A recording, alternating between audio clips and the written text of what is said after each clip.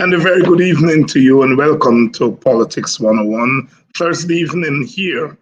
And we are going to be dealing with our political issues as we are wont to do, and welcoming you wherever you are joining us from, whether you're joining us from Guyana or you're joining us from the wider Caribbean and the African diaspora, the Guyanese diaspora, the Caribbean diaspora, the East Indian diaspora, Chinese diaspora, wherever. We are several diasporas. Of course, the term diaspora comes from dispersal. We are dispersed all over the world, whether we are Guyanese, West Indians, Africans, East Indians, Portuguese, Chinese, all the ethnic groups are dispersed around the world. Welcome to Politics 101. This evening we are going to be looking at that rally, that political rally that is coming up on Saturday, today's Thursday. And we're going to have two of the speakers on, Kemrad Ramjatan, the leader of the Alliance for Change, and Kidaki Amsterdam, executive member of the WPA. Both of them would be speakers at that rally on Saturday, and we're expecting them on. I tried to get someone from the PNC to join the panel. Not sure if they're going to join, but that's what we'll be talking about tonight. All roads lead to Golden Grove. Golden Grove, of course, is ground zero. The young man, Quindon Bacchus, was brutally murdered in June, and the people of Golden Grove, Nabaklis, Haslington, came onto the streets, and there were protests that lasted for weeks. And so, yes, the opposition is taking its rally to Golden Grove on Saturday. I noticed that the leader of the opposition and his team from the PNC, they did a walkabout in the community yesterday, and today they're in Ansgrove. And so they are mobilizing for the rally. The first rally was held on August 2nd. You remember that rally was held in Georgetown. Georgetown at the parade ground, and almost 5,000 people came out to that first rally. And this is the second rally that's been held by the APNU, AFC, and WPA.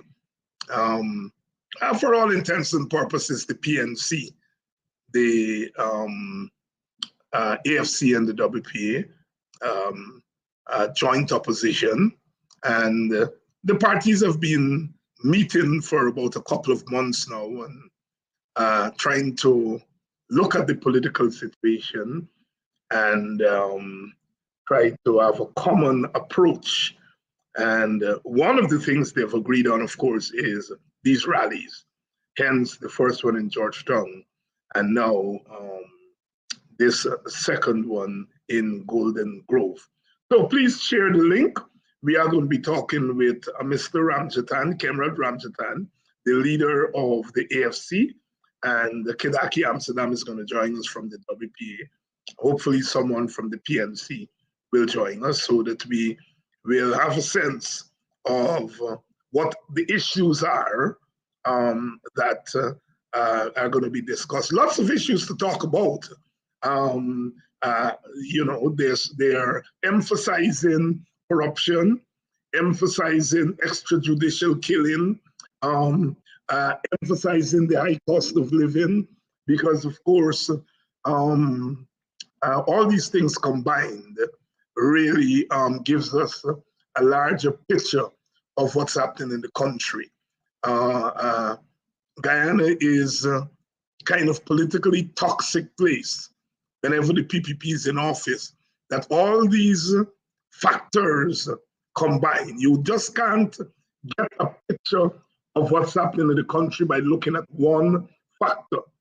So it's corruption, racism, extrajudicial killing, high cost of living, you name it, and it's there in Guyana. Certainly what has happened since August 2nd, 2020, has really taken the country to another level. We heard one of the organizations on the weekend holding their forum, Coffee 250, and really declaring that Guyana is an emerging apartheid state. So that's taking the conversation to the next level. I was looking at a program last night in which the Attorney General appeared on Freddie Kissoon and Gildari's program on Monday. And poor Attorney General, you know, he spent his time cussing out opposition people, Ramjatan, David Hinds, Henry Jeffrey, this body, that body. And he said, you know, I can't imitate him well. Apartheid is a set of laws. You're a jackass, Anil. Apartheid is laws plus practice.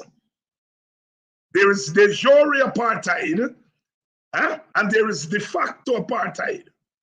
And when you're looking at any system, it's not just the laws, it's also the practice. You are such a jackass.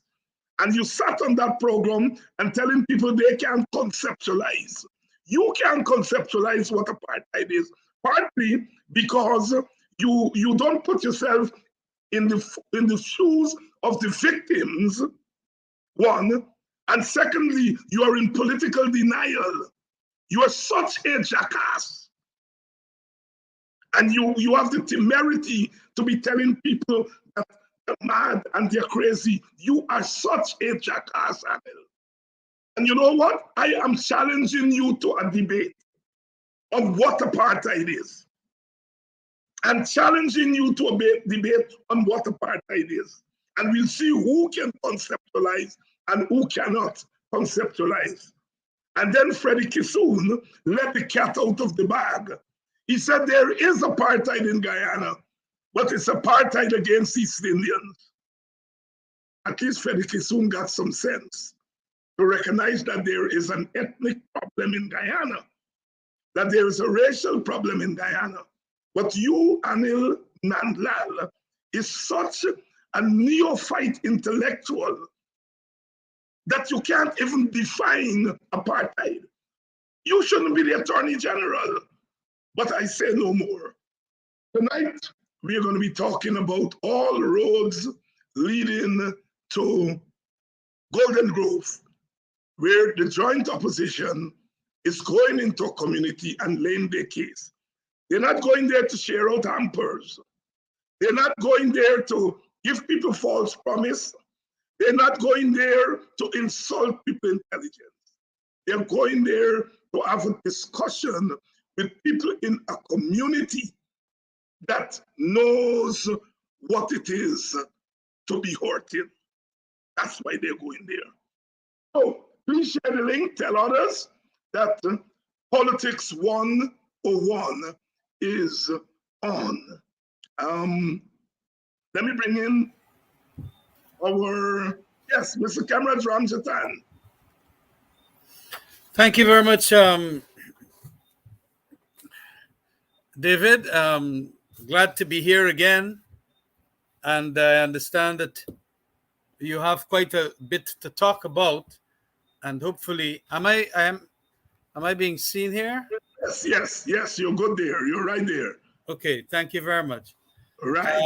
So it is important that we do the discussion this afternoon and state the reasons why the need for groundings with the brothers, as the WPA would say, grounding with the brothers this weekend, and of course, to also educate and examine the issues from the perspective of truth and justice, as it were.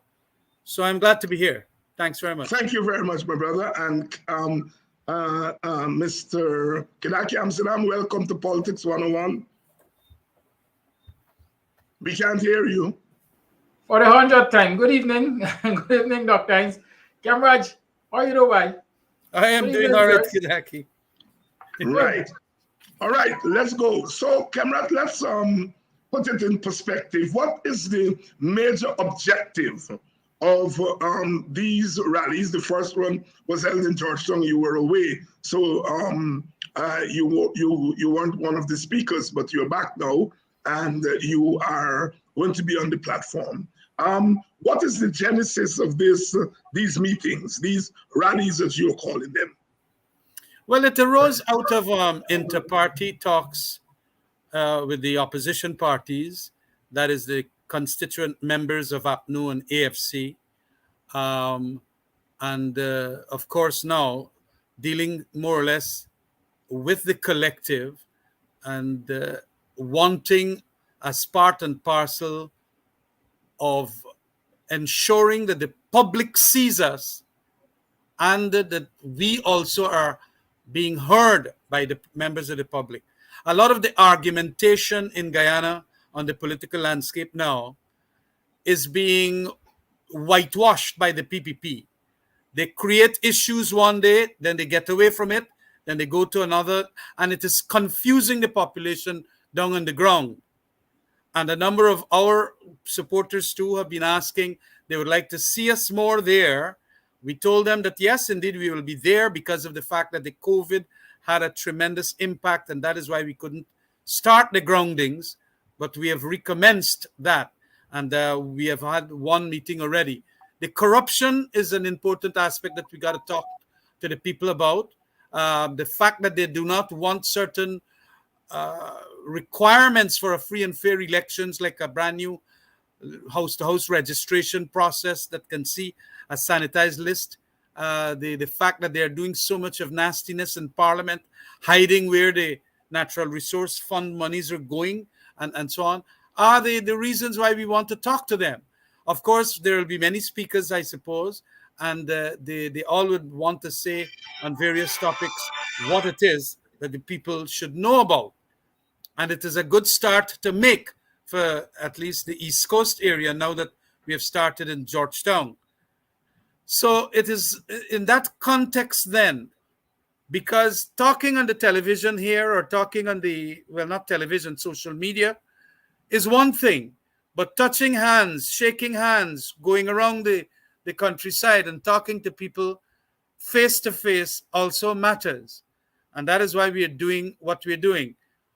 That alone will not solve the problem. Like today, we had a meeting with the ABCE countries, America, Britain, Canada, and the European Union. Their ambassadors and British High Commissioner and so on were there at the Congress Place. And a lot was said to counter the argument of especially the PPP and plus some of the Chatterati supporters that they have. I am certain that we made an impact. At least the ambassadors told us that it is indeed a wonderful meeting that we had and so on. But more will come out of that because we want more regular meetings with them, for them to appreciate what it is that this nuanced policy of an ethnicization, and in my opinion, as I have told a lot of people before, the humiliation of Afro-Guyanese. So when you can get Anil Nandalal, I didn't hear him, but I'm hearing what people are saying of what he said in that program. And of course, with Freddie Kissoon, who in my book had done the best analysis when he had tried to justify that thing of calling Jagdeo an ideological racist. I was his lawyer. And we got the justification all in a 65-page document. And that document should be made public as to what it is that the PPP did then and which it continues to do now. And we must not be afraid to say so, because in this country, we got to fight also for freedom of expression, freedom to give your opinion. And there are lots of people who would have given a variety of opinions. And I remember that even when the PPP was in opposition, they used to say things like Jagan used to say that this is an apartheid state. Plenty meetings, that fella. My mentor in political science and my mentor in politics at a practical and theoretical level, Dr. Jagan, he used to say that all the time. And Burnham wouldn't touch him. But the minute you seem to say something these days, Jagdeo wants to touch you. And that is the problem that we have. I have done extensive research whilst at University of London in connection with this concept of freedom of expression. And I had done a major piece for the Bar Association, I think, Wither the Press, a liberal perspective on freedom of expression. I remember that. Yes. And now to see that when people are giving their opinion on an emerging apartheid state, you don't go lashing them for that. You got to hear ethnic power and ideological racism, comparing presidencies in Guyana by Freddie Kissoon. You got to go back and check the investigation that was done by Gail McDougall. Yes. McDougall, that United Nations expert. Yes. And what they have said. And you know basically how nasty was the PPP in a certain period of time when so many of their visas had been taken away by the American embassy and the Canadian embassy and so on. It was because of a lot of corruption and the miniaturization of the Afro-Guyanese, the killings that had happened in the troubled times. All of these things can cause an emergence of that which is regarded as apartheid and is a definition that we have to bear with in the context of what is happening in Guyana. Plenty of them will cuss me for saying this, but I am with the skin of a rhinoceros. They're not going to affect me. The trouble is that we must be in a position to say what we want to say. Freedom of expression, as I know it, means expressing the insulting and the offensive once it doesn't do harm. And that even at academic circles or seminars, like what the coffee people were trying to do, what's the name of the organization? Coffee 250. Coffee 250, right. You have to allow them in a democracy. Why not allow them? And then when to chastise, especially the Idparaji, right? Idparaji, yes. Right. And to all of that extent to go, you see that there is but a desire, and especially that fellow who is not supposed to be there, he's the one that shoot and scoot, create issues and run away. Create issues, even like Sugate, create the issue and run away, saying that he's going to sue this, that, and whatever. And then he runs. Talk about this recent one about the Idparaji. That I hope that's how you pronounce it. Yes, go ahead. Right. And he now goes and say that y'all got $500 million, how you misspend the money and so on. These things, as best in my inference from these circumstances, is to humiliate Black people. And that is why, as I told the British High Commissioner and every one of them, the four of them there today, Canada, European Union, British High Commissioner, Ambassador from America, there is a seething resentment down there on the ground that we political leaders will have to ensure does not become explosive, because that thing can be created to be such a tinderbox, a tinder, and can explode. We have to be very, very careful as to how we do this thing. And all you got to do is to ensure that the PPP start making some compromises in relation to the nasty things they're saying and doing to ensure that we do not have ethnic conflagration in Guyana. And it's in that context, then, I feel that we should deliberate this afternoon. Thank you very much, Kemraj, and lots of comments already on your comments. Your perspective here this evening. One of the things that we are not accustomed to from politicians is speaking frankly on issues, and they can't fault you for that. In fact, they feel that you are sometimes too candid. But I have to say, from a subjective standpoint, I prefer somebody being too candid, especially if you're dealing with politics, than people who try to score the issue. Let me bring in Brother Kedaki Amsterdam here of the WPA. Kedaki, you spoke at the first meeting at Parade Ground. You are going to be a speaker on Saturday at the second meeting. What are some of the lessons that your party, the WPA, and we as Guyanese should take away from that first rally in Georgetown? Good evening again.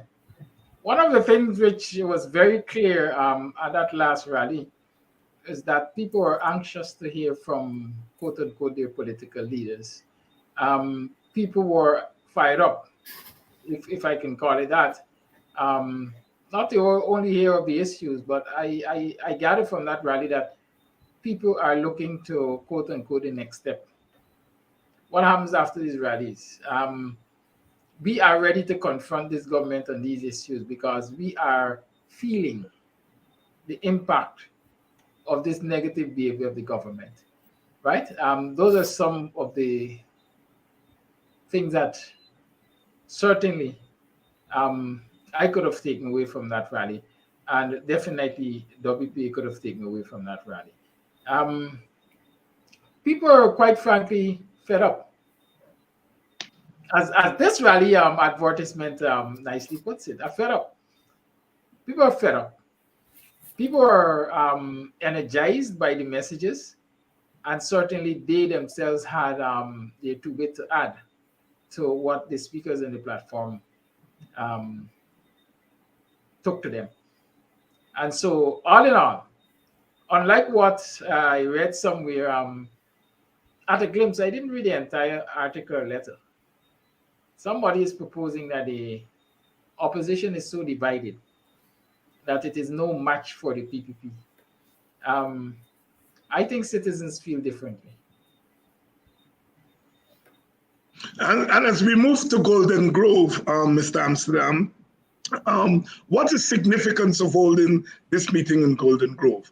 It could have been any of the villages on the East Coast. It could have been Victoria. It could have been Buxton, which are well-known villages, Anns Grove. I noticed the PNC leader was there today walking around the village. Why Golden Grove? Well, I would think Golden Grove for several reasons.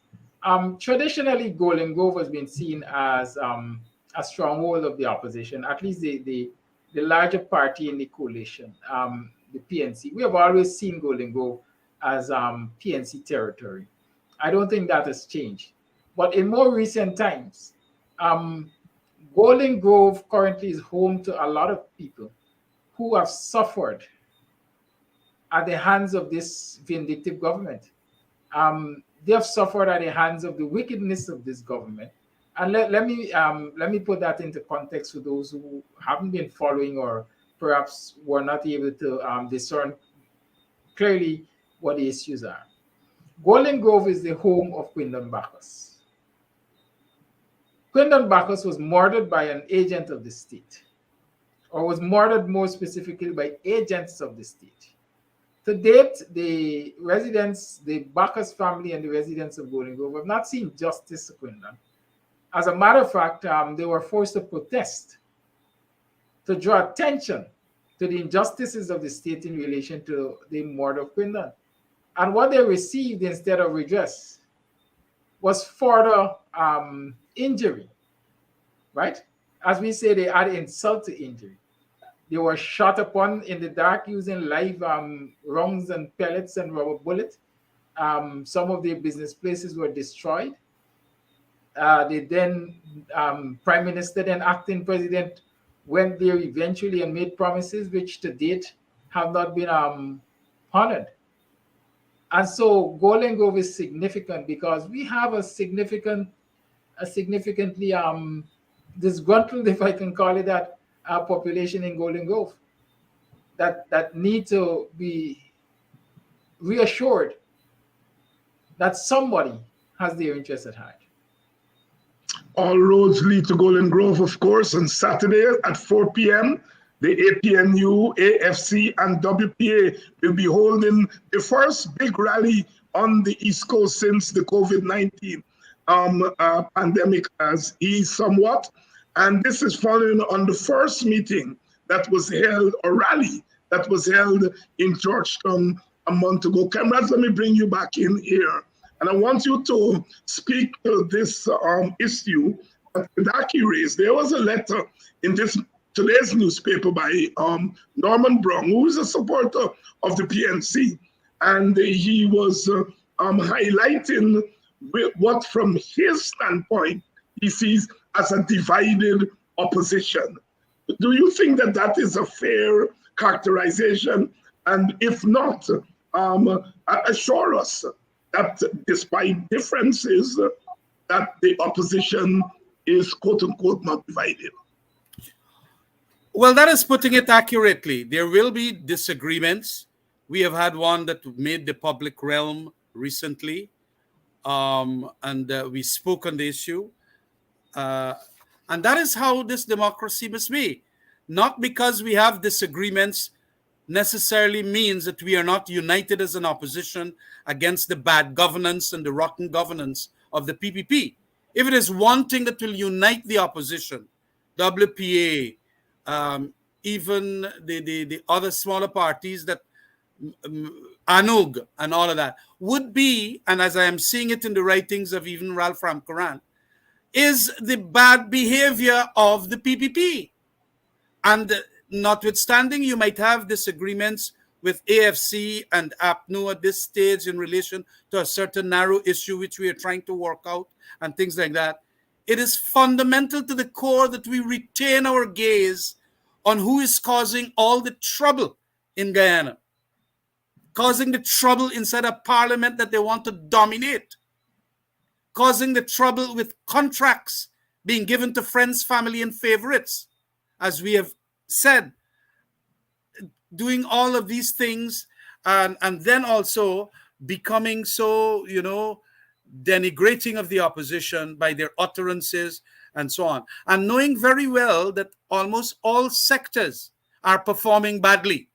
All sectors, including health and education, including, worst of all, in my opinion, probably because of a bias, being there as public security minister, seeing what is now happening to that process that we wanted before, a professional police force.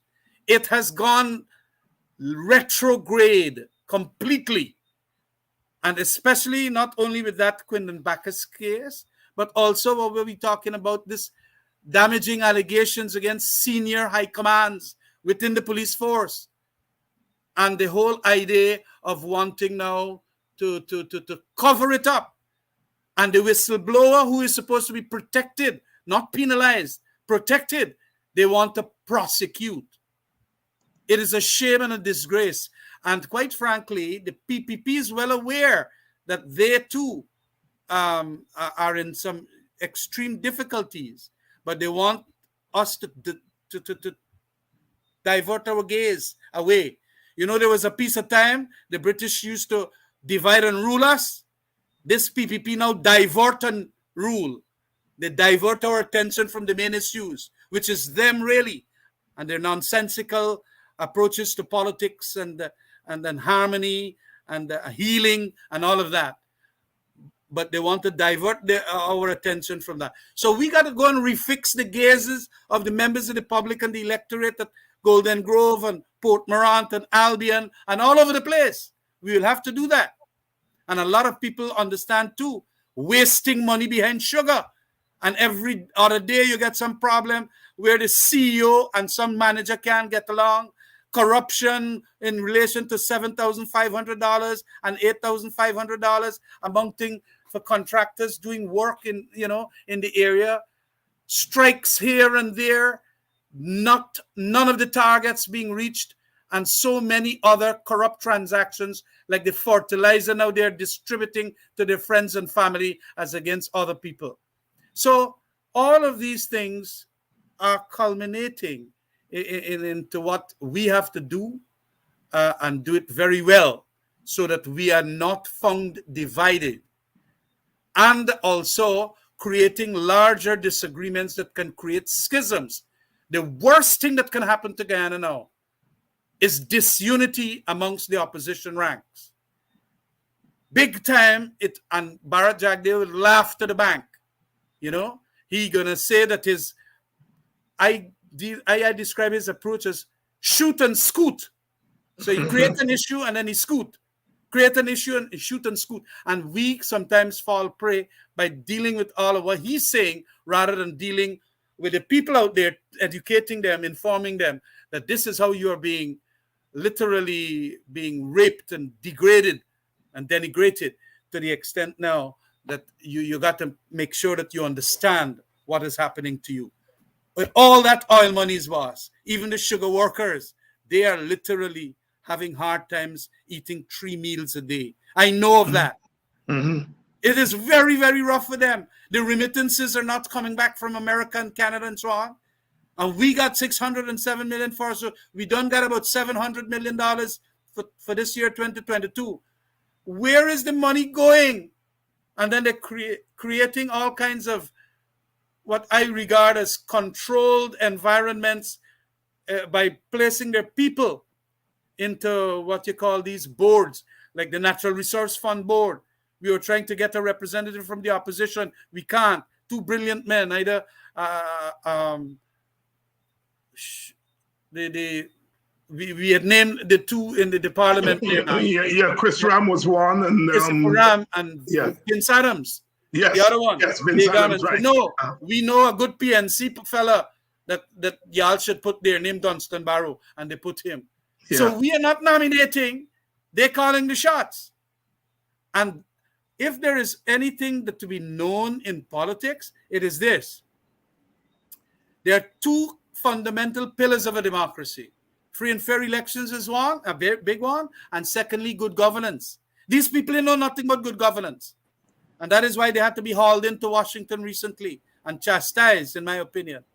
We have to let the people know all of these things out there, because sometimes they don't pay attention, they got short memories, and that is why we have to bang it in.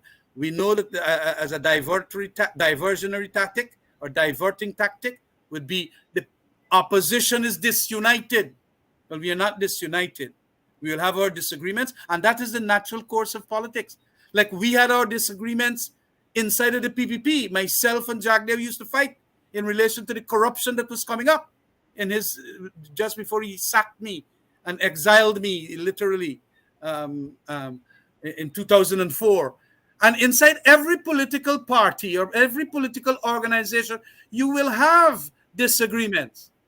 But then how do you smooth over them, solve them, resolve them, and then move on? What is the bigger picture and the larger picture we must look at. And in Guyana today, all that I've spoken about is what we should be looking at rather than listening to these chatterati who love to be up in the tree, don't want to play a role, but they're telling you must bat like donkey down on the crease. Well, to a certain extent, we will bat. And that is what we're going to do at Golden Grove there. That's what we're going to do at Golden Grove. Kamraj, I can't, before I bring in Mr. Amsterdam, who's anxiously waiting, but I have to make this point and ask you a pointed question.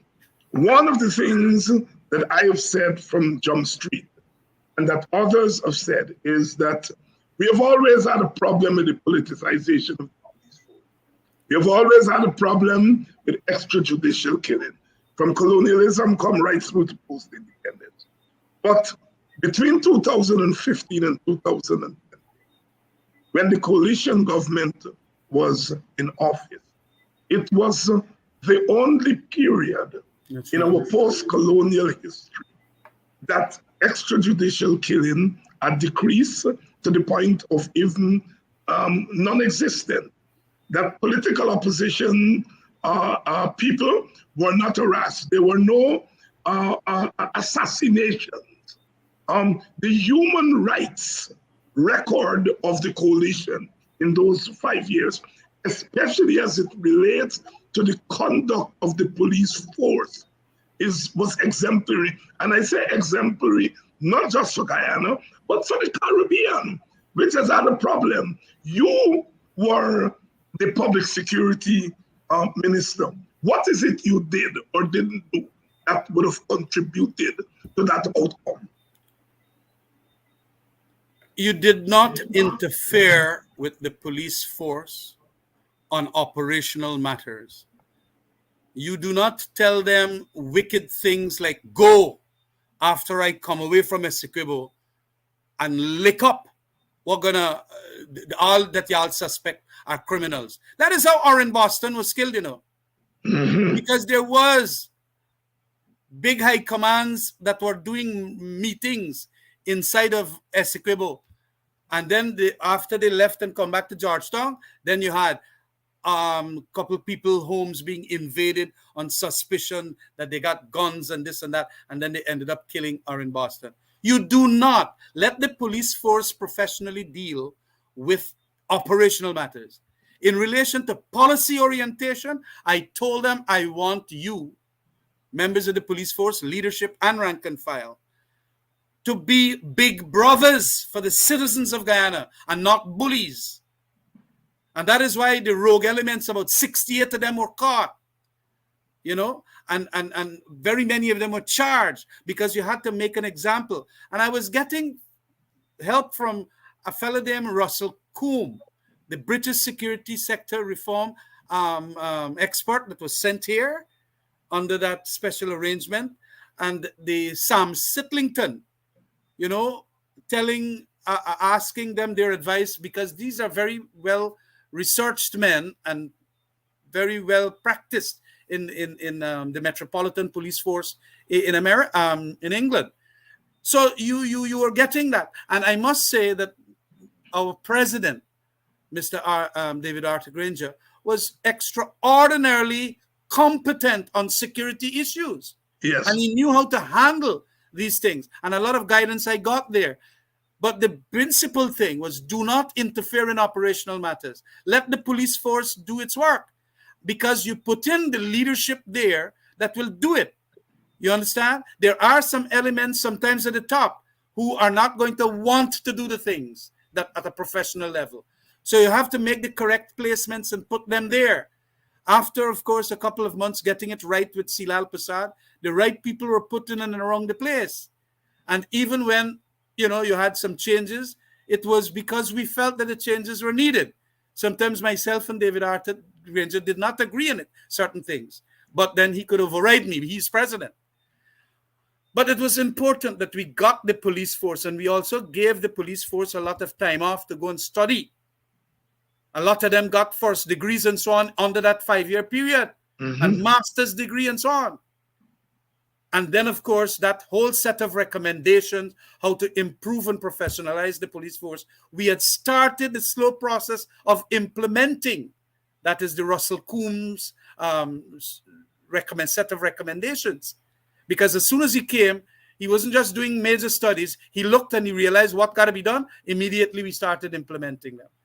But the important thing also was telling the police force, do not attack members of the public. Inform them, get your subpoena, get your warrant, whatever. Don't do it that way. And of course, I got chastised for it, you know. They said that Mr. Ramjatan is too soft. I remember when a minister vehicle at Pegasus was being shaken up by Irfan Ali and all of them were there.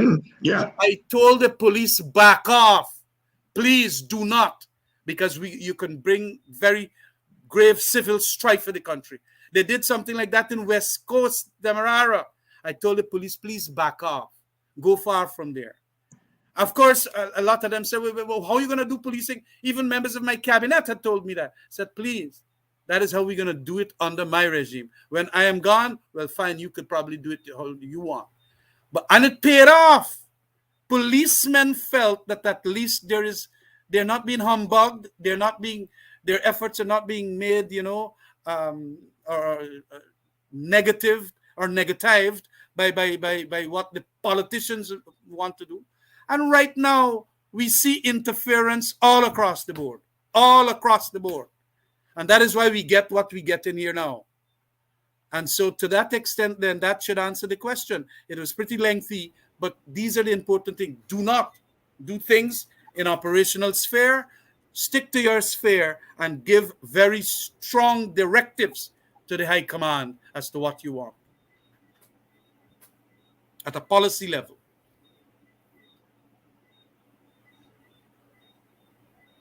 Thank you very much, Kemrat, for that answer, because I think it strikes at the heart of what I think is the problem with the police. Of course, there are policing problems, but I think the overriding problem is the political interference.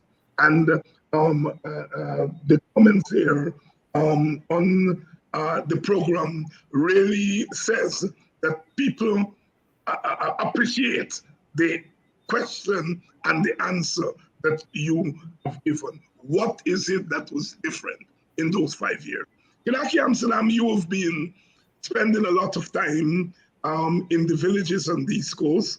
I was fortunate to have visited some of those villages with you, meeting with people in the community, talking about their problems, in a sense, bringing to the public attention the kind of community underdevelopment that has occurred and is occurring in communities, but also showing the kind of apartheid in terms of the way resources are being distributed, the way the communities are being treated. The government goes to Indian Guyanese communities and give them a little bit more crumbs than they would give to an African community. And in a sense, saying to Indian Guyanese brothers and sisters, those little crumbs that you're getting, right? It says that you are favored. And in a sense, creating that kind of apartheid there, I think the East Coast is a classic example when you look at the way in which resources are distributed. Elaborate on that for us. Well, let me say straight up, the East Coast is a classic example. And I've been focusing on the East Coast because it's closest to home. But let us not forget also that at some point in time, we went to East Berbice, Region 6, I think that is. And we saw the very same thing happening over there. On the East Bank, the same thing is happening. So yes, the East Coast is a classic example. And I can highlight what's happening on the East Coast because it's closest to home. And obviously, it's cheaper to get out there and see what's happening on the East Coast. But listen, it's sickening, to say the least. It's sickening. And I want to say, before I detail all of this, I want to caution the Indo-Guyanese brothers and sisters, right? Like you rightly said, not because you're getting the crumbs off of the master's table, it puts you in a better position than the African Guyanese who are not getting the crumbs or are getting less crumbs than you are. Okay? Because at the end of the day, what is happening up there is the cabal, the apartheid PPP government, their friends, favorites, and whatever else the other F is, families, they're getting the meat of the hog. They're taking off the real cream and leave you with, just a little bit. So let me say what has been happening across the East Coast. And for those who know that I'm a road watcher now, let me say to you that I see another road is being done in Annandale. I see a road is being done in Industry. I see a road being done in Monrepo. On the railway line, there's a road being done in Lusignan. Good. And those are all Indo-Guyanese communities. I haven't seen any road being done in African Guyanese communities as I see these roads are being done in these areas that I mentioned. It's as if African Guyanese communities are non-existent, right?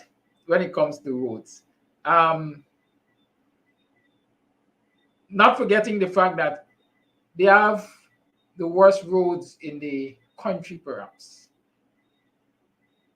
Every African Guyanese community you go into, all of the internal roads are bad, or the majority of the internal roads are bad, but none is getting fixed. I would have mentioned previously at Coven John, we went to Victoria. Victoria has 3 access roads, main access roads. The Victoria East Sideline, the Victoria Main Road, the Victoria West Sideline. The only fare to use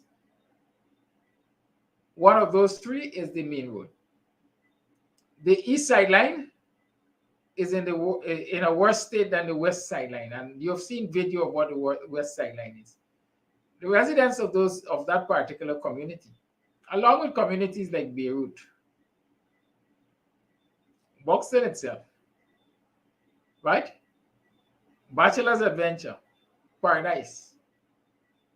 All of those residents are complaining of the state of the roads because it is having an impact on their pockets. It is having an impact on their livelihood. We're hearing of sick people having to be fetched for long distances to get to where taxis will pick them up. We're hearing of school children having to walk across bridges that are dangerous to their safety.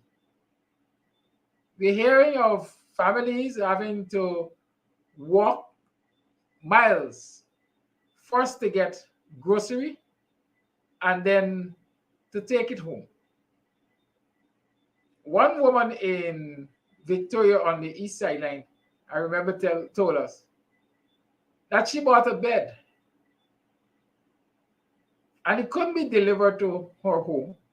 She had to get people to fetch it from the top of the street to where she lived down the back. Barrel paid for door-to-door delivery.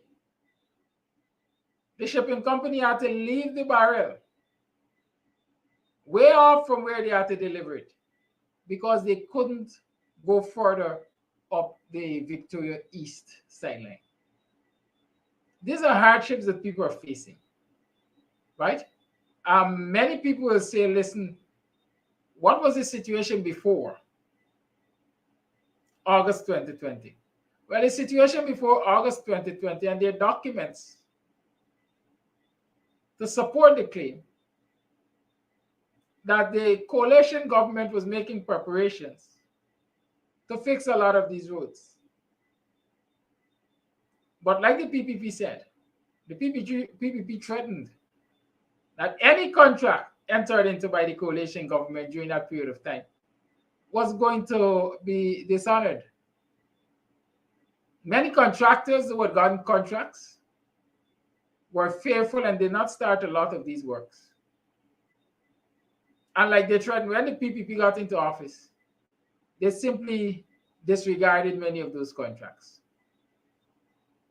There's something that is called a warrant, which the ministers or the works group, whatever, whoever from the ministries would issue for a contract to get started.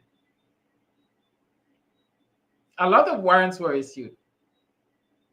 Buxton Sideline, North Side, where I constantly complain about, I understand warrant was issued to get that road fixed.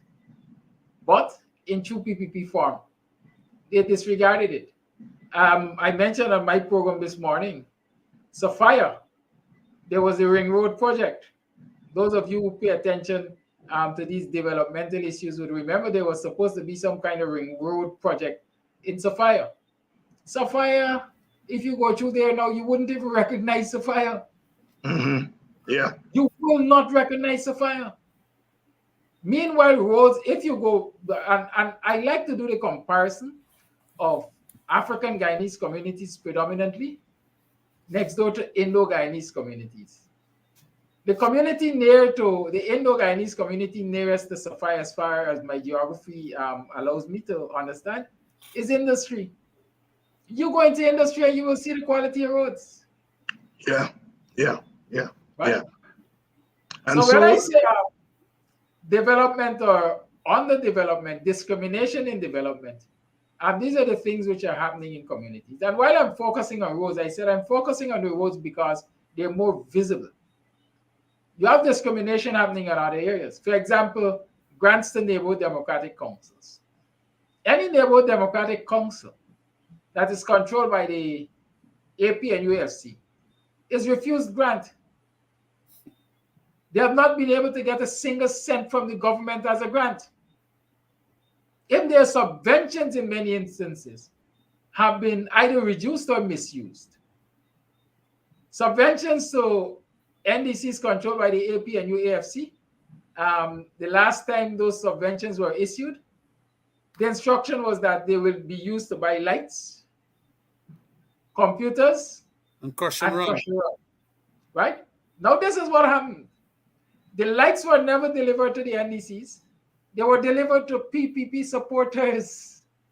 And the PPP supporters distributed them to Indo-Guyanese communities in those neighborhoods. The crush-and-run contract was given to one person to supply and distribute. And so in many instances, African Guyanese communities, again, did not see any of that crush-and-run to patch their bad roads. Well, the computers, naturally the computers went to the NDCs, but you have to ask who were the suppliers, the contractors for the provision of these computers. And those are just a few examples of what is happening across this country. I mean, I'm focusing on the East Coast region 4 perhaps, but it's happening across the country. That is true, David. That is very yes, true. Go ahead, Kenraj. Let me just add to what Kederki is saying. These contractors also are doing substandard work and are still getting contracts thereafter. One of the most shameful ones has to do with, or a couple of them, has to do with who are blacklisted by the last Public Procurement Commission and our cabinet because of the conduct they did. I remember it was in the press and it made an editorial in the Star News. Carers, they screwed up so badly the Cato Secondary School. And they've come back now, although blacklisted, meaning they should not have gotten back any contract. They're now winning contracts to make that school at Bondong and things like that. I mean, it is crazy, and these are $600-700 million worth. So, you know, we have to understand. But I am hoping that a couple persons, just like what Freddie Kissoon had done when he talked about the ideological racism of certain leaders within the PPP, that we do that hard work of identifying these, as a matter of fact, because that is where we are going to win the argument. In a democracy, it is winning the argument by virtue of the facts and so on that we put up. Because, of course, they in the PPP will want to argue that these are all fiction. But just like how Freddie Kissoon did it brilliantly in ethnic power and ideological racism, where he identified all those who were heading the government agencies. Out of 37, 32 of them were headed by East Indians. His paper here was used by Mr. Nigel Hughes to cross-examine Roger Luncheon. And based on the facts that he presented here, Guyana could not get a black ambassador in any of the countries that we had ambassadorial levels at the diplomatic level. And, you know, this is what we got to do. And because, you know, and it is not a disagreement here. I believe that this government is out to humiliate black people. And I've said so in the very first meeting I had at the APNU AFC talks. But I must say that the bigotry of this elite, I still regard that Jagdeo is leading them, is not only based on race. It is based on an element of class too. Because if you're an East Indian that support the AFC, all of a sudden you're getting a letter about your taxes, and you're losing contracts. You're losing contracts. We have had a number of people that come.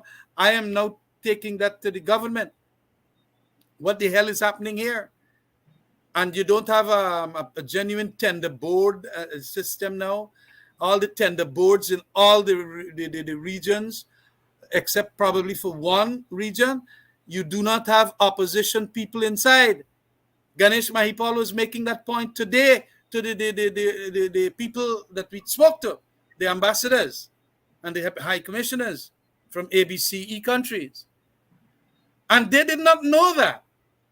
So they opened very wide eye. Well, if that is true, well, we have to start creating the dossiers that we used to do prior to 2011 and so on. So it is important that we, the leading members, start doing these things. And it is not going to be difficult, because people will want to whistleblow and give the information, just like how Bascom whistleblow.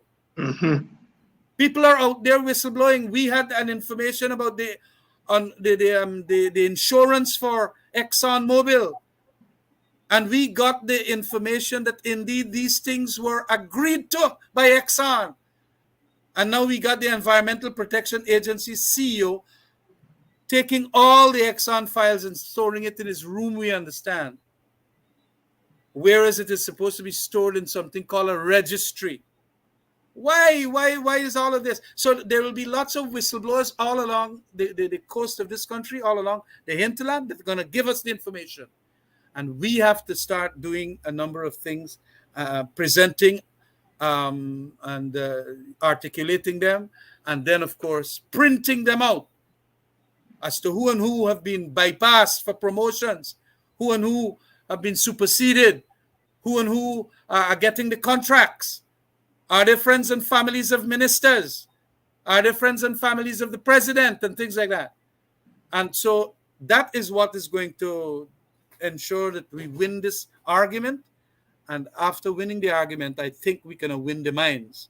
And I know that although we are a racially polarized or an ethnically polarized society, they got lots of East Indians out there that are seeing it for themselves. I went to Better Hope to do a little meeting there, Bottom House meeting, and the East Indian guy was telling me, when we were saying that $25,000 COVID grant, because the black guy lived next to him, you know, them people that was distributing the grant passed the black guy house, and he couldn't take it. He said, but why the hell y'all pass the man? The man is my neighbor. So we have to be cautious too, that sometimes, you know, the statements are made and we could discourage the East Indians, because in one blanket sweep carte blanche, we attack them even. Mm-hmm. And that is also what I, as an Indian leader, East Indian leader, would want to bring into this conversation, that don't make it one clean sweep, because they got plenty East Indians out there, plenty Amerindians that have seen the discrimination. And whilst the PPP might elite and bigoted elite is going to want to utilize that to say that we're going to get back the East Indians, it is not true. In the hearts, deep in the hearts of men, they want to see justice done, if not to themselves, but also to other people. And so I have gone around and I've seen this thing, and a lot of them are telling me, of course you got the rabid PPPites who say, Ramjatan, if we collect the money, what's wrong with that? Are you money? Are you money? Well, you know, shut your blasted mouth. They told me that. And I had to say, but do you have a conscience? You remember the great Walter Rodney, when Walter Rodney was talking to his black comrades at Border Mall, saying that we have to help people like the East Indians because they are our brothers and so on. And what those days injustices was being done to them. And in the same breath, I would want that to be appreciated, because this bigoted elite man is not only black people they want to humiliate, but any opposition, even if they are like me. Oh, Jesus Christ, if you hear what it is talk about me, the lies. Only recently, Ramson gone and write one set of nonsense where the 4 Russians there. But, you know, they know that the police made a report They would know also. Leslie James gave me a report that 4 Russians were found talking with Bara Jagdeo at the Marriott Hotel. And I said, well, what they could be talking about, please, police investigation, help me out. They couldn't go far further and so on. And the 4 Russians were deported by me. And that's the goddamn truth about it. And we know that Russian is a language that Jagdeo is very good at. He could speak it. And if when the police now come and tell me that this is what's happening, they even got a photograph of him and all of that, I said, boss, well, if you can go further in relation to these 4 men, deport them. And all 4 were deported. I got the report, the thing inside here in my phone. And a lot of people like this Jagabat Charles Ramson Jr., who wants to play a big thing and wants now to demand from Idpadaji how the monies were spent. He didn't want to tell us how much of the oil monies were spent on sports and culture. He didn't want to give us how the oil monies were spent, although we passed a law that the money must be accounted for. And when it goes into the consolidated fund, where it is actually going. They don't want to tell us that. They don't want to tell us that. 607 million US dollars. Mm-hmm. This is 500 million Ghana dollars. And Vincent Alexander is doing a wonderful job explaining it. But that is how they want to humiliate. Oh, you see, our government, an East Indian government, that is what is the underneath kind of language, give the black people $500 million and they can't account for it. Then I give nobody nothing and so on. And that is the institutional systemic way that is bringing on this, as I am reading another book here, the new Jim Crow, because that is what happened in America. Although you can quote and so on, they say it's a new Jim Crow because it's institutionalized. The biases and prejudices are there, segregating households, black people in one set of neighborhood, and the neighborhood broke down and so on. And that is the new Jim Crow. In such a way then, and this is why this guy was so fantastic in writing about it, The Color of Law, and in another book that I have, The New Jim Crow, how they subtly do the thing and we don't even know that it is being done. And we got black people too who can understand these things and write about them. And we'd have to see that, because if we do not have a healing, harmonious society, it is going to explode one of these days. Yeah. And there are 2 combustibles inside of this country. The 2 combustibles is ethnic politics, and the other now is oil.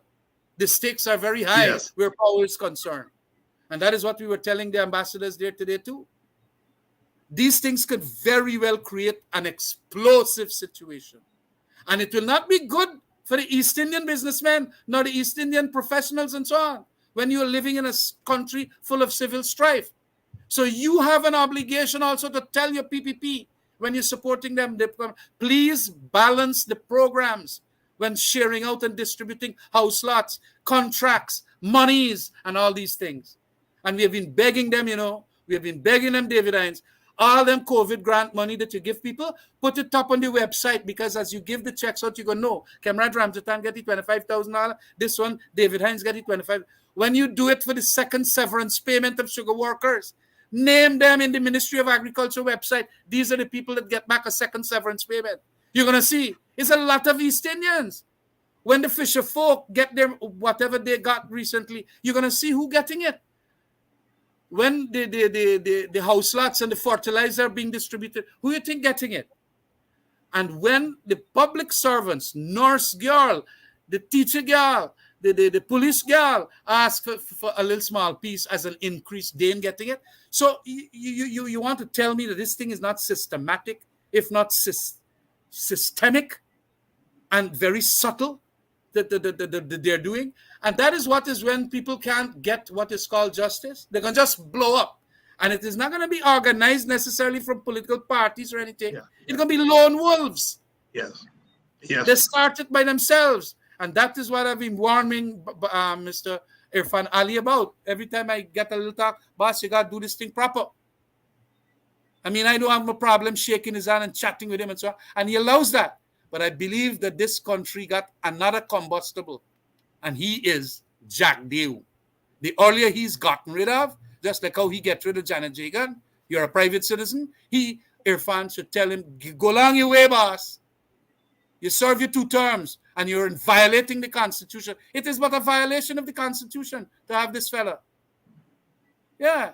And so Yes. the concept here is to get rid of the bad players who are seen to be, that bigoted in the political affairs in this landscape. And so get rid of them. And Irfan can do his government a damn big good, or a big damn good, of getting rid of that chap. He's the one that is creating a huge amount of problems, as we know was so beautifully analyzed by Frederick Kissoon in Ethnic Power and Ideological Racism. Thank you very much, dear No, thanks. Before you move on, I know time is upon you almost. Yes. Let me follow up with Kamraj there on that vindictiveness against Indo-Guyanese who are coalition supporters. Every time that matter is raised, I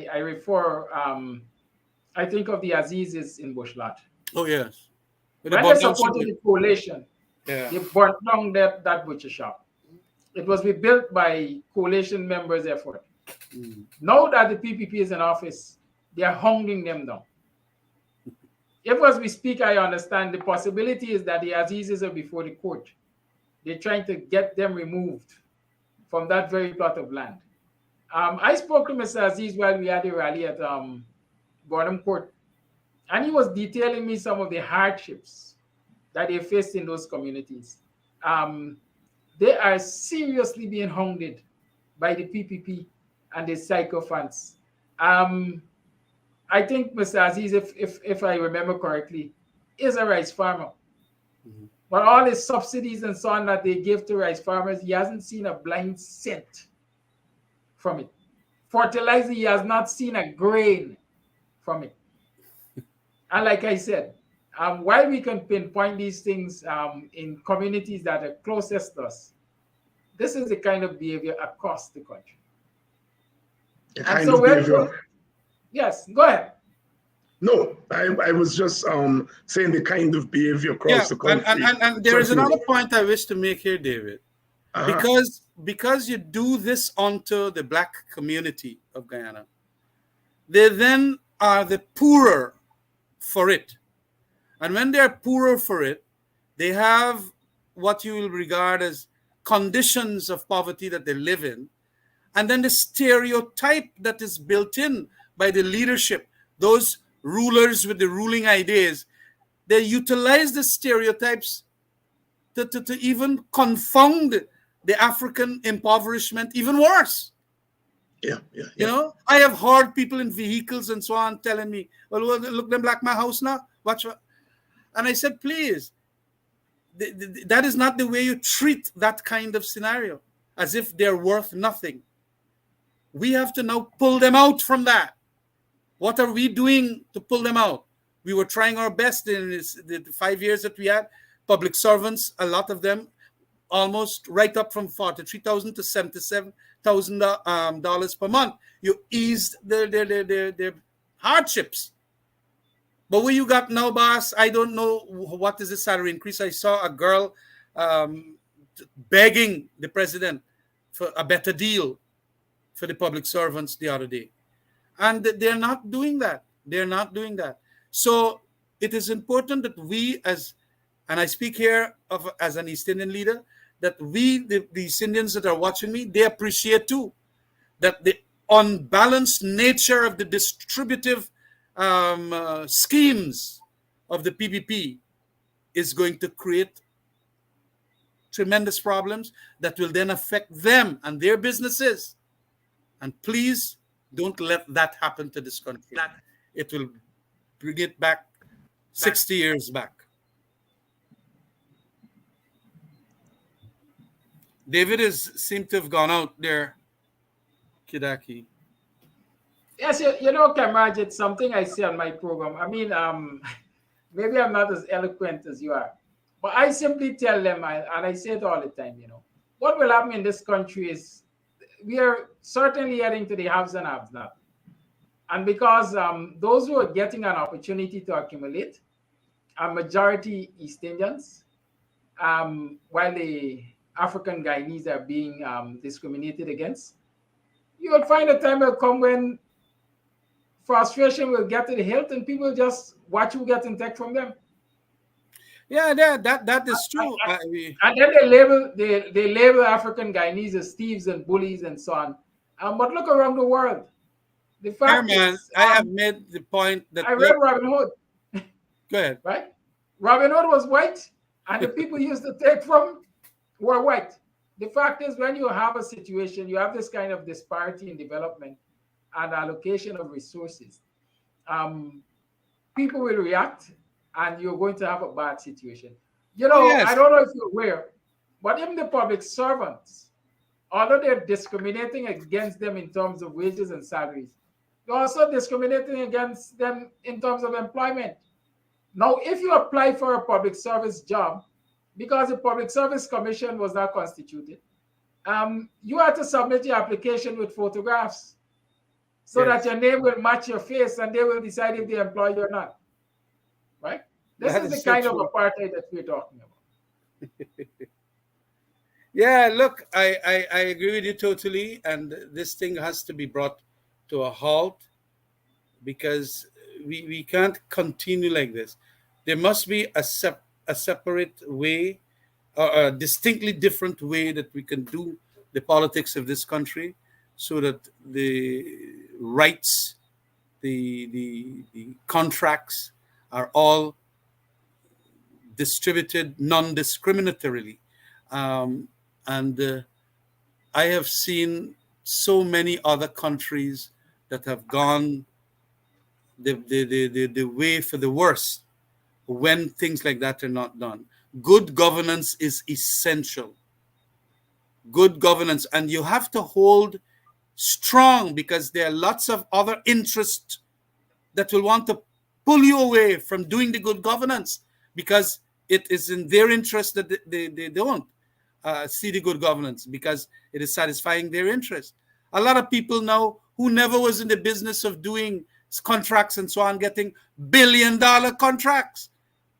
Oh, gosh. And all of that is immiserizing those who can't even make a start. Yes. And we know who they are, quite frankly. They're in the opposition and they're largely Afro-Guyanese. And so that they're going to utilize this thing. And you know, when, as you said, some people now going to go and snatch the chain, take out the chain because they got to survive, we must appreciate that they got lots of other people who are being overpaid millions of dollars. And you know, when these big East Indian businessmen literally do wrong things like that, that is called economics. But the little black boy one is larceny and he gone to jail. And then that has an whole social impact in his family. Even fathers, a lot of them. And I was, again, public security minister that found out a large set of them for minuscule offenses. But they're in the jail. And some of the big ones that thief billions and billions of dollars, you say that is economics, man. That is economics. There's not no crime. You know, just over the weekend, we learned that the Auditor General reported that 2 contractors were overpaid, I think, what, $5 million or... Well, they were, yes, that is what the 7,500 rate as against the 8,500 rate. And they got, well, I hope that the thing is going to go right down to the end. And the contractors will have to be, well, I don't know if it's the contractor's fault, but it is obviously some of the people inside of the management circles in and around that sugar estate. But you know, Kamraj, I dare argue, and I usually argue that the PPP is complicit in this. It is these kind of things which the PPP doesn't want the populace to become aware of. And that is why they're stifling the Public Accounts Committee. Because that's another one. That's another thing. The Committee is close to reaching the current years. And the PPP is doing all that it can to prevent them getting to the current years because a lot of these things are going to be revealed. That is why they changed the standing order to say that PPP members must be present at a meeting before the meeting could be convened. Previously, the standing order had that only 3 members, and it could be 3 opposition members that will carry on with the meeting. That is the correct number. Right now they gone. Well, now they gone and changed the standing orders. You got to get 2 members of the government there before any meeting could happen to stall the process to investigate them as from their 2020 setting. They're on to 2018 now, I think, and they're going to drag out 2019 Auditor General report right down, and so you're not going to get to see how their governance was scrutinized by the PAC. And 5 meetings already, because you didn't have the quorum, this new quorum had to be cancelled when a lot of work could have been done so that we could get on to the 2020 setting. You know? And so they know how to do this thing. I am saying that this is like the new Jim Crow. They passed the laws. Oh, we should have meetings. We should have meetings where our government members should be at the PAC. What they got to do there? They spent the money. The people that got to be there is opposition members to scrutinize how that money was spent. But they're now blocking it. And they're going to go and tell their supporters. But you know, it looks so wrong that government members are not there and they're continuing to do all what they're doing as opposition. But that is the function of opposition. That is what PSC got chairman that must come from the opposition. But these people are subtly doing all this erosion of those pillars and of the guardrails of democracy. And we ain't educating the people out there.